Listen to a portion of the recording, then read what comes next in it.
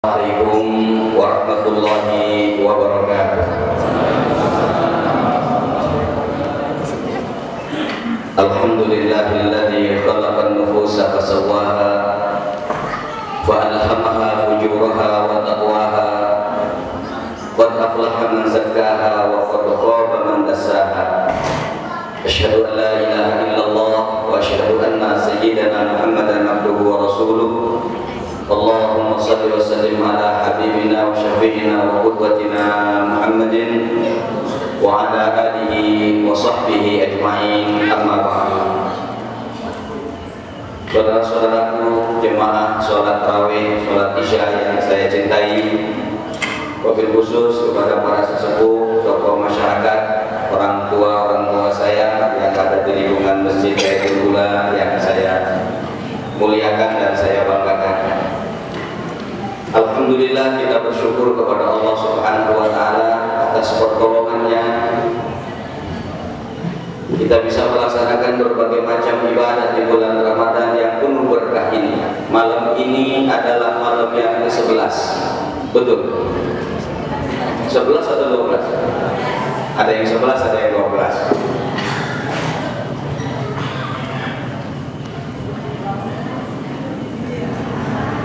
Kalau kita merujuk kepada hadis Rasulullah Shallallahu Alaihi Wasallam, meskipun para sebagian ulama hadis menyebut hadis ini dhaif, tetapi sebagiannya menyebut hasan li ghairihi, tapi hadis ini sangat populer. Bulan Ramadan awalul rahmah, awalnya adalah rahmat, wa awsatuhu maghfirah, pertengahannya adalah ampunan Allah Subhanahu wa Ta'ala. Meski ini dhaif atau hasan li ghairihi, substansinya tidak bertentangan dengan ayat Al-Quran dan hadis sahih bahwa di bulan Ramadan ini Allah menanti hambanya yang memohon ampun untuk diampuni. Tidak berlebihan kalau orang mengatakan bulan Ramadan adalah bulan ampunan. Karena itu saya tersentuh dengan bacaan Imam Ustaz kita tadi mengutip sebuah firman Allah, wasari'u ila maghfiratin min rabbikum wa jannatin arduha as-samawati wal ardh u'iddat lil muttaqin. Apa kata Allah? Wasari'u ila maghfiratin, manusia semuanya segera kalian apa? Menjemput ampunan Allah Subhanahu wa Ta'ala. Wa jannatin, segera menjemput surga Allah Subhanahu wa Ta'ala yang luasnya antara langit, seluas langit dan bumi. Salah satu yang disebut oleh orang bertakwa oleh Allah muttaqin itu yang awal kan alladzina yunfiquna, tapi saya ingin kita semua memahami berikutnya adalah alladzina idza fa'alu fahishatan aw zalamu anfusahum dzakarullaha fastaghfaru lidzunubihim. Jadi orang muttaqin itu bukan orang yang tidak pernah salah. Di antaranya muttaqin itu apa kata Allah? Idza fa'alu fahishatan aw zalamu anfusahum, dia langsung ingat Allah. Ketika dia salah, berbuat zalim terhadap dirinya, dzakarullah, langsung dia ingat Allah. Fastaghfaru lidzunubihim, dia mengakui dan menyadari akan kesalahan dan kehilafannya. Itu juga orang muttaqin. Karena kesalahan itu telah terjadi pada bapak dan ibu kita, Nabiullah Adam alaihi salam. Betul atau betul? Ketika Allah bilang, "Wala taqrabu hadhihi syajarah wa takuna minadh dhalimin." Kalian jangan dekati ini pohon. Kamu akan termasuk orang zalim kalau kamu dekati. Malah diambil buahnya. Yang akhirnya Allah turunkan abana Adam wa ummina Hawa. Dalam sejarah, bapak kita Adam diturunkan di India, ibu kita diturunkan di Jeddah, dipertemukan di Jabal Rahmah. Dalam sejarah begitu. Meskipun sejarah ini harus diuji, tetapi cerita sejarah ini populis. Makanya ada orang kalau yang sudah tua nggak dapat jodoh suka naik ke Jabal Rahmah di Eropa itu. Dia berdoa minta jodoh katanya. Ada lagi yang ditulis aja langsung di batu-batunya itu, bawa spidol sengaja dari Indonesia. Itu cuma orang Indonesia aja. Dia tulis itu, namanya Acong sama Neneng gitu. Mohon maaf ada yang namanya Neneng di belakang. Ditulis aja langsung di sini. Itu di 10 yang kedua ini ibadah kita harus makin mantap. Meskipun saya sering menganalogkan, masih saja sampai tahun ini kita temukan perbedaan ibadah kita di bulan Ramadan dengan apa yang dilakukan oleh Rasul dan para sahabatnya. Bahkan zaman sekarang ini di Masjid Arab dan Masjid Nabawi, alhamdulillah saya dikasih kemudahan oleh Allah membimbing, diminta membimbing oleh salah satu travel. Kemarin 3 hari yang lalu baru pulang. Di sana itu sholat tarawih itu 23 rakaat sama witir itu 1 juz. Lamanya 2 jam. Kira-kira di Baitullah kalau itu kita terapin siapa tuh jemaahnya? Hah? 2 jam 1 juz 2 jam. Imamnya aja maaf kata kayak supir bus 10 rakaat ganti, udah kecapean baca terus agak diam-diam 10 rakaat ya ganti imamnya. Hah? Kadang-kadang saya sudes, kadang-kadang saya sore, ganti-ganti.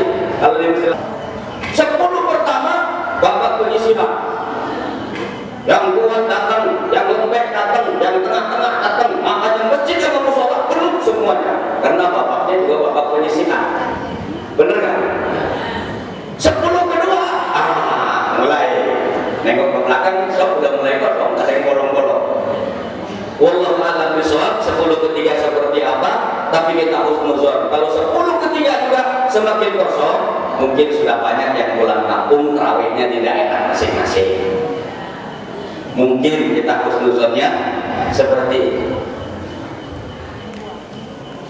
Tapi apapun yang terjadi, Ramadan adalah bulan ampunan. Tidak ada di antara kita yang tidak bersalah. Sebaik orang yang bersalah adalah meminta maaf dan memohon ampun kepada Allah. Fastaghfiru lidzunubihim wa may yaghfiru dzunuba illallah. Dan tidak ada yang bisa mengampuni dosa kecuali Allah Subhanahu wa ta'ala. Bapak Ibu sekalian, kalau kita buka kitab Syarah Aqidah Tahawiyah, pengarang menyebutkan untuk menghapus dosa kita itu selain istighfar ada beberapa hal. Istighfar otomatis. Orang yang baca istighfar kayak min waladat ummu, seperti bayi yang baru lahir dari rahim ibunya bersih. Yang kedua yang bisa membersihkan kita dari seluruh dosa dan kesalahan itu adalah perbuatan baik yang kita lakukan. Coba lihat ayat Al-Quran, innal hasanati yudhibnas sayyi'at. Seluruh kebaikan yang kita lakukan akan menghapus kejelekan-kejelekan dan keburukan-keburukan. Ini ayat pernah disebut oleh Rasulullah pada saat ada seorang sahabat masih muda, masih bujang, lagi jalan di tengah jalan ketemu dengan seorang perempuan, sahabat Nabi, manusia biasa yang punya nafsu. Kebetulan yang perempuan ini masih gadis juga, cantik. Saking cantiknya, anak muda tadi yang remaja, kayak remaja mesin kita lagi,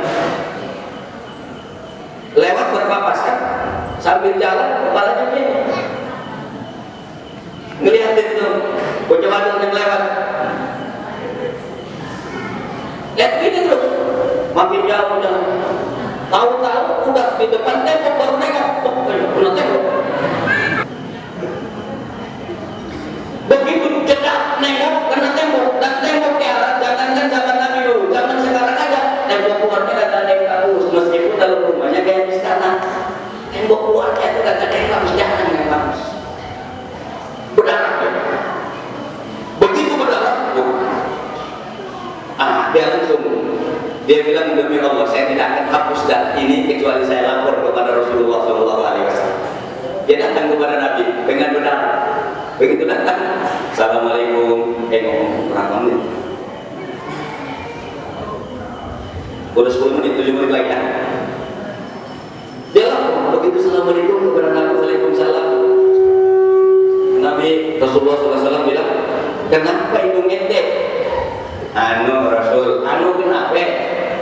Anu aja dia malu cerita. Akhirnya didesak dia ngaku begini. Terus apa yang Anda harus lakukan, kata anak muda tadi? Apa kata Rasulullah? Sholli raka'atain, ente sholat 2 rakaat. Terus Rasul baca ayat yang tadi, innal hasanati yudhibnas sayyi'at. Sholat 2 rakaat inilah yang kemudian oleh para ulama fikih disebut dengan sholat taubah. Sebenarnya tidak disebut oleh Nabi bahwa sholat itu sholat taubah, tetapi sholat 2 rakaat itu kemudian dalam terminologi fikih Islam disebut dengan sholat sunnah. Sholat sunnah taubah, ya sholat 2 rakaat. Rasul baca innal hasanati yudhibnas sayyi'at. Kebaikan akan menghapus seluruh kejelekan dan makanya kita tidak boleh caci maki orang, gibah orang. Dulu ada orang berzina pada zaman Nabi Muhammad karena dia muhsan, sudah pernah sudah pernah menikah. Maka hukumnya hukum apa? Hukum rajam. Begitu ada sahabat yang merajam, kira-kira bahasa kita ini bahasa Cirebon sambil melempar batu itu bahasanya begini, mampus lu, modal lu, kurang ajar lu, katanya begitu. Kira-kira begitu. Apa kata Nabi? Tidak, bukan begitu caranya. Kamu tahu nggak? Orang yang sedang dirajam dengan dosanya, rohnya naik kepada Allah dengan keadaan suci menghadap Allah Subhanahu wa ta'ala.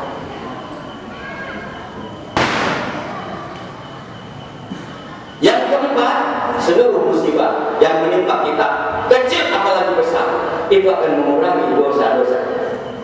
Orang dosa lagi jalan aja, kaki kita kesandung, itu dosa kita berkurang. Ibu-ibu lagi jalan, kesandung kakinya, jetak.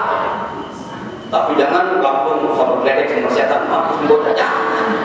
Ya, makanya kalau ada musibah itu apa kata Allah? Inna lillahi wa inna ilaihi raji'un. Bukan sama kredit sama setan, siapa yang naruh batu di sini, bukan. Inna lillahi wa inna ilaihi, itu akan menghapus dosa. Seluruh musibah, kecil apalagi besar, akan menghapus dosa. Bahkan dalam buku itu disebutkan, maaf, orang berdosa banyak. Begitu sakaratul maut yang menyakitkan itu pun bisa menghapus dosa. Makanya bisa jadi orang waktu sakaratul maut itu ketika kelihatannya menakutkan, tapi setelah itu dia tersenyum karena bersenyum.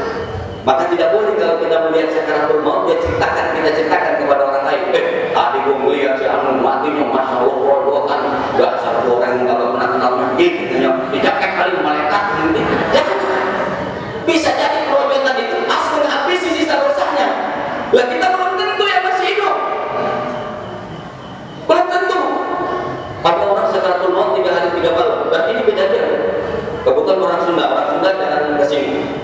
Dia 3 hari 3 malam sakaratul mautnya sambil begini tangannya. Moal baik.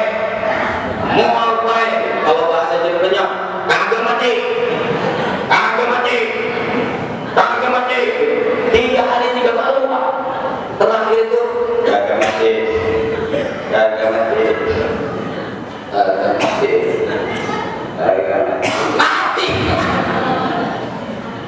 Tapi apa boleh kita mengatakan wah itu orang bakalan disiksa oleh Allah? Tidak boleh. Bisa jadi itu terakhir Allah bersihkan dosanya. Setelah itu masuk ke taman surga Allah Subhanahu wa ta'ala. Betul atau betul? Betul. Bahkan dalam syarah akidah Tahawiyah itu, setelah sakaratul maut pun azab kubur buat orang beriman adalah pembersih dosa. Bukan hanya azab kubur, azab neraka pun buat orang beriman adalah pembersih dosa. Setelah bersih dosanya, dia datang bareng-bareng ketemu sama keluarga besarnya, dikumpulin sama Allah di surga Allah. Cuman ada yang datang duluan, ada yang datang belakangan, tergantung dosanya. Engkongnya nanya, lu dari mana dong? Kata cucunya, ayah nengok sana dulu, kamu orang ayah dulu bandel, dibilangin sama engkong ke menurut, nengok sana dulu. Akhirnya kumpul-kumpul juga. Itu akidah Ahlus Sunnah wal Jamaah. Man kana akhiru kalamihi la ilaha illallah dakhalal jannah. Orang yang akhir katanya sebelum meninggal dunia la ilaha illallah akan masuk surga, cuman nggak dijamin masuk neraka dulu apa kagak, tergantung masih sisa apa kagak dosanya. Kalau masih sisa masuk dulu ke neraka, habis itu baru balik lagi kumpul sama keluarga di surga Allah Subhanahu. Makanya kalau kita nyaksiin orang lagi mau meninggal dunia, jangan kita bilang, "Ma, ikhlasin ya Ma." Orang mati gak perlu ikhlas, pasti mati. Orang sholat kudu ikhlas, orang zakat kudu ikhlas, puasa kudu ikhlas, haji ikhlas, umroh ikhlas. Kalau mati maka gak pakai ikhlas, pasti mati. Bener nggak? Mau ikhlas bukan gak ikhlas, mana ada orang mati ikhlas? Bener nggak? Jarang, ada mah ada tapi jarang orang mati ikhlas. Jadi kalau kita menyaksikan orang sakaratul maut, jangan kita bilang ikhlasin ya Mak, ikhlasin Pak. Yang mana buat baca siapa Pak? Jangan. Kita bimbing kalimat tauhid, namanya talqin. La ilaha illallah. Harus itu diulang-ulang. Itu sebelum kita tinggalkan dunia ini, mari apa yang dibaca oleh Ustaz Imam kita tadi, wasari'u ila maghfiratin min rabbikum wa jannatin 'arduha as-samawati wal ardh u'iddat lil muttaqin. Mudah-mudahan semua kita di bulan yang penuh berkah dan agung ini, karena Allah masih beri kesempatan kita untuk meningkatkan berbagai macam ibadah. Seluruh amal ibadah kita diterima oleh Allah Subhanahu wa taala. Seluruh dosa dan kesalahan kita diampuni oleh Allah Subhanahu wa taala. Sehingga ketika kita tinggalkan dunia ini, kita bersama Rasulullah sallallahu alaihi wasallam masuk ke surga Firdaus Allah Subhanahu wa taala. Terima kasih. Mohon maaf kalau ada hal yang kurang berkenan, apalagi untuk kepanjangan, anggap aja bonus gratis karena udah lama nggak diundang sama Pak Haji ini di tempat ini. Alhamdulillah, sekali lagi terima kasih. Mudah-mudahan Allah terus memberikan bimbingannya kepada kita semuanya. Wabillahi taufiq wal hidayah. Aku qouli hadza wa astaghfirullah li wa lakum. Wassalamualaikum warahmatullahi wabarakatuh. As-salatu sunnah